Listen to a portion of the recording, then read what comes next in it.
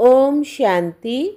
27/12/2024 की मुरली है। मुख्य रूप से बाबा ने कहा, जो पहले हर बात को स्वयं प्रैक्टिकल में लाते फिर दूसरों को कहते हैं, उन पर सबका प्यार स्वतः जाता है। ज्ञान को स्वयं में धारण कर फिर बहुतों की सेवा करनी है, तब सबका प्यार मिलेगा। अगर खुद नहीं करते, सिर्फ दूसरों को कहते, तो उन्हें कौन मानेगा? वो तो जैसे पंडित हो जाते। आगे कहा, बहुत रॉयल्टी से मीठा होकर चलना है। शांति और सुख का टावर बनने के लिए बहुत कम और मीठा बोलना है। मूवी की प्रैक्टिस करनी है, टॉकी में नहीं आना है।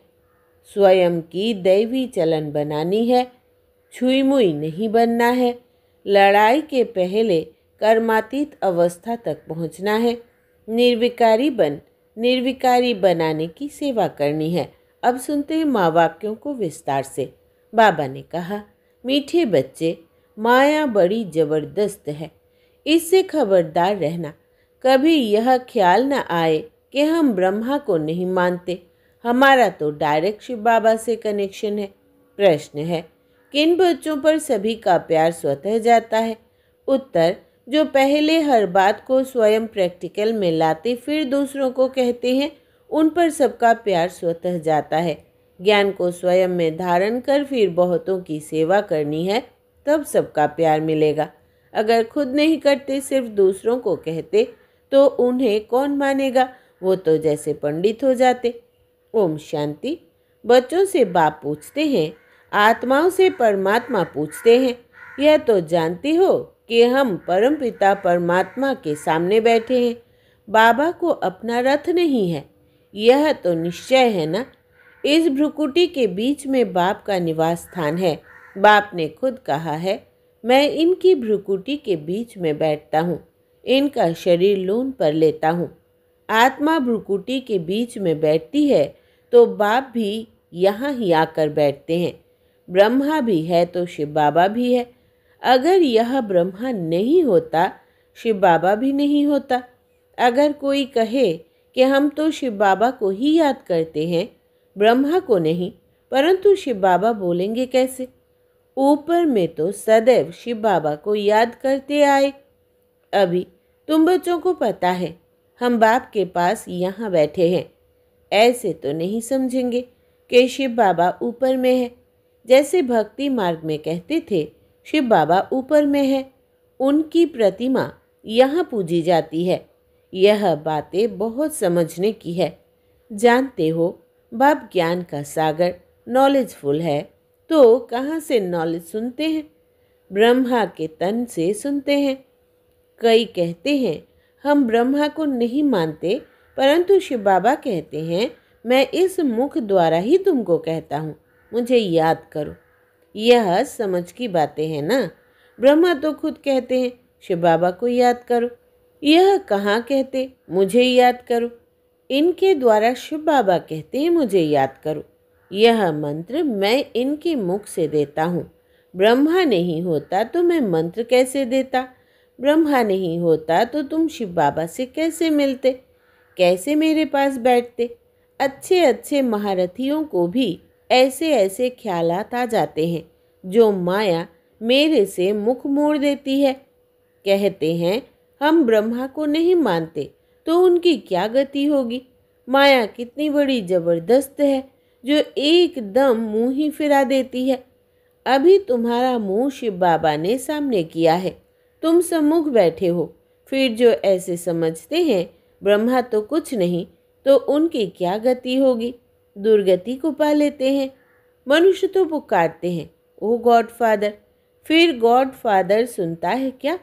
कहते हैं, ओ लिबरेटर आओ। क्या वहाँ से ही लिबरेट करेंगे? कल्प पहले के पुरुषोत्तम संगम युग पर ही बाप आते हैं। जिसमें आते हैं उनको ही उड़ा दे तो क्या कहेंगे? माया में इतना बल है जो नंबर 1 बर्थ नॉट ए पेनी बना देती है। ऐसे ऐसे भी कोई सेंटर्स पर है। तब तो बाप कहते हैं, खबरदार रहना। भल बाबा के सुनाए हुए ज्ञान को दूसरों को सुनाते भी रहते हैं, परंतु जैसे पंडित मिसल। जैसे बाबा पंडित की कहानी सुनाते हैं। इस समय तुम बाप की याद से विषय सागर को पार कर क्षीर सागर में जाते हो ना। भक्ति मार्ग में ढेर कथाएं बना दी है। पंडित औरों को कहता था राम नाम कहने से पार हो जाएंगे, लेकिन खुद बिल्कुल चट खाते में था। खुद विकारों में जाते रहना और दूसरों को कहना निर्विकारी बनो, उनका क्या असर होगा। यहाँ भी कहाँ कहाँ सुनाने वालों से सुनने वाले तीखे चले जाते हैं। जो बहुतों की सेवा करते हैं वो ज़रूर सबको प्यारे लगते हैं। पंडित झूठा निकल पड़ा तो उसे कौन प्यार करेगा। फिर प्यार उन पर चला जाएगा जो प्रैक्टिकल में याद करते हैं। अच्छे अच्छे महारथियों को भी माया हप कर लेती है। बाबा समझाते हैं अभी तो कर्मातीत अवस्था नहीं बनी है। जब तक लड़ाई की तैयारी ना हो, एक तरफ लड़ाई की तैयारी होगी, दूसरे तरफ कर्मातीत अवस्था होगी।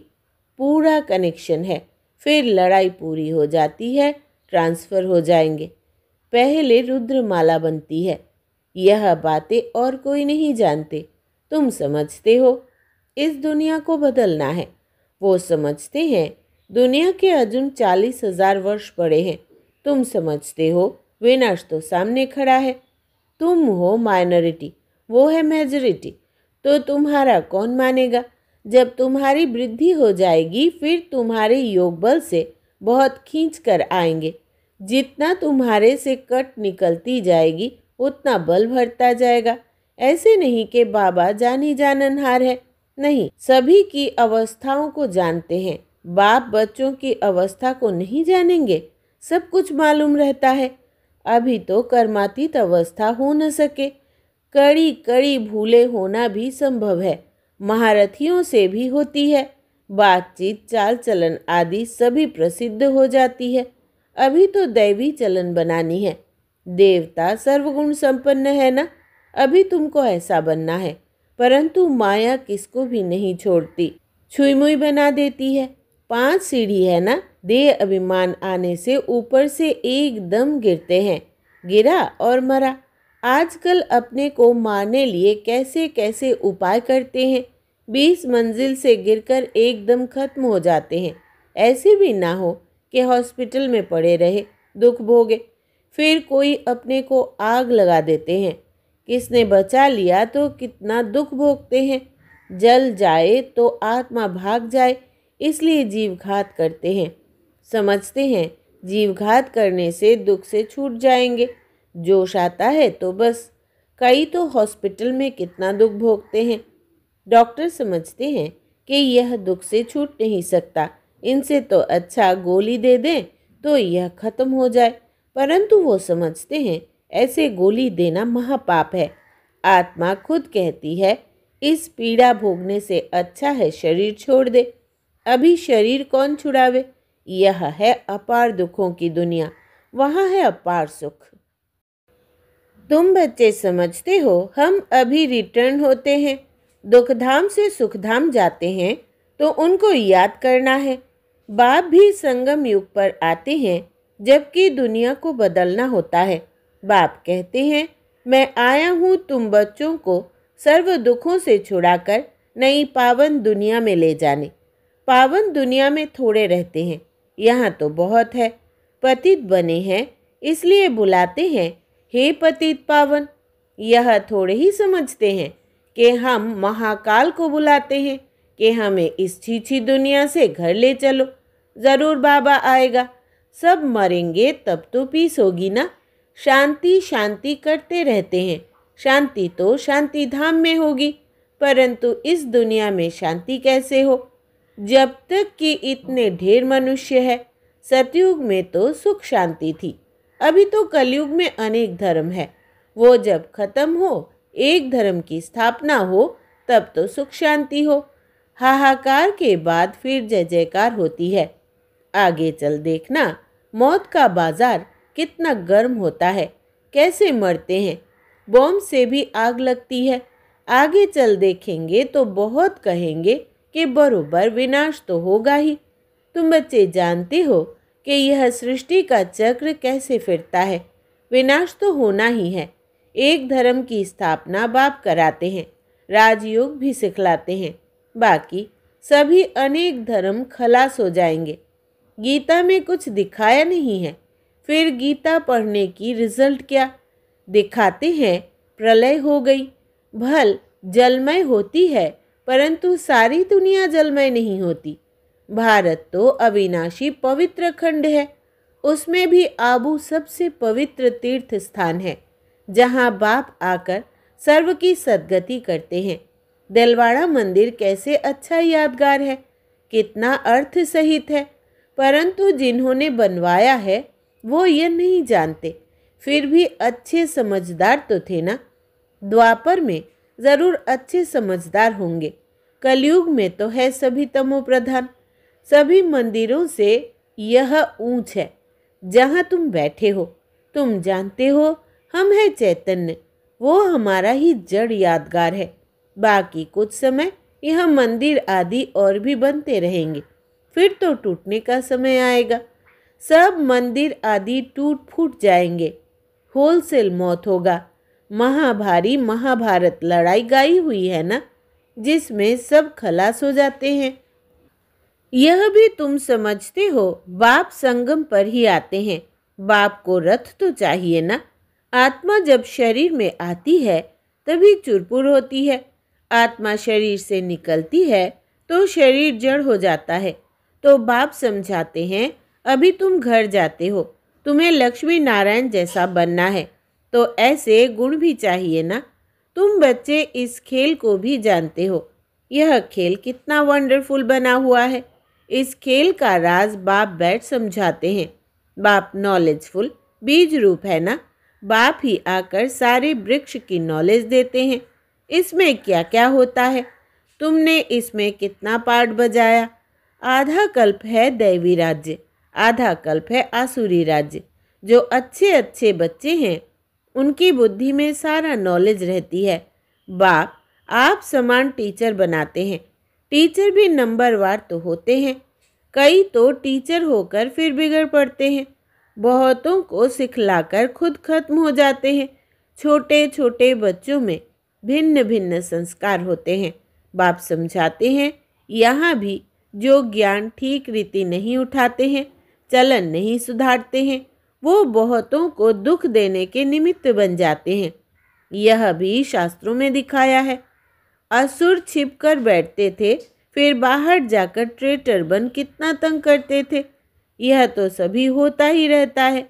ऊंच ते ऊंच बाप जो स्वर्ग की स्थापना करते हैं तो कितने विघ्न रूप बन पड़ते हैं। बाप समझाते हैं, तुम बच्चे सुख शांति के टावर हो, तुम बहुत रॉयल हो। तुमसे रॉयल इस समय कोई होता नहीं। बेहद के बाप के बच्चे हो तो कितना मीठा होकर चलना चाहिए, किसको दुख नहीं देना है, नहीं तो वो अंत में याद आएगा, फिर सजाए खानी होगी। बाप कहते हैं, अभी तो घर चलना है। सूक्ष्म वतन में बच्चों को ब्रह्मा का साक्षात्कार होता है, इसलिए तुम भी ऐसे सूक्ष्म वतनवासी बनो। मूवी की प्रैक्टिस करनी है, बहुत कम बोलना है, मीठा बोलना है। ऐसा पुरुषार्थ करते करते तुम शांति के टावर बन जाएंगे। तुमको सिखलाने वाला बाप है, फिर तुम्हें औरों को सिखलाना है। भक्ति मार्ग टॉकी मार्ग है, अभी तुमको बनना है साइलेंस। अच्छा, मीठे मीठे सिकिलधे बच्चों प्रति माता पिता बाप दादा का याद प्यार और गुड मॉर्निंग। रूहानी बाप की रूहानी बच्चों को नमस्ते। हम रूहानी बच्चों की रूहानी बाप दादा को याद प्यार, गुड मॉर्निंग और नमस्ते बाबा नमस्ते। धारणा के लिए मुख्य सार, पहला, बहुत रॉयल्टी से मीठा होकर चलना है। शांति और सुख का टावर बनने के लिए बहुत कम और मीठा बोलना है। मूवी की प्रैक्टिस करनी है, टॉकी में नहीं आना है। दूसरा, स्वयं की दैवी चलन बनानी है, छुई मुई नहीं बनना है। लड़ाई के पहले कर्मातीत अवस्था तक पहुंचना है। निर्विकारी बन निर्विकारी बनाने की सेवा करनी है। वरदान है, पवित्र प्यार की पालना द्वारा सर्व को स्नेह के सूत्र में बांधने वाले मास्टर स्नेह के सागर भव। विस्तार है, जब स्नेह के सागर और स्नेह संपन्न नदियों का मेल होता है तो नदी भी बाप समान मास्टर स्नेह का सागर बन जाती है। इसलिए विश्व की आत्माएं स्नेह के अनुभव से स्वतः समीप आती है। पवित्र प्यार व ईश्वरीय परिवार की पालना चुंबक के समान स्वतः ही हर एक को समीप ले आता है। यह ईश्वरीय स्नेह सबको सहयोगी बनाए आगे बढ़ने के सूत्र में बांध देता है। स्लोगन है, संकल्प, बोल, समय, गुण और शक्तियों के खजाने जमा करो तो इनका सहयोग मिलता रहेगा।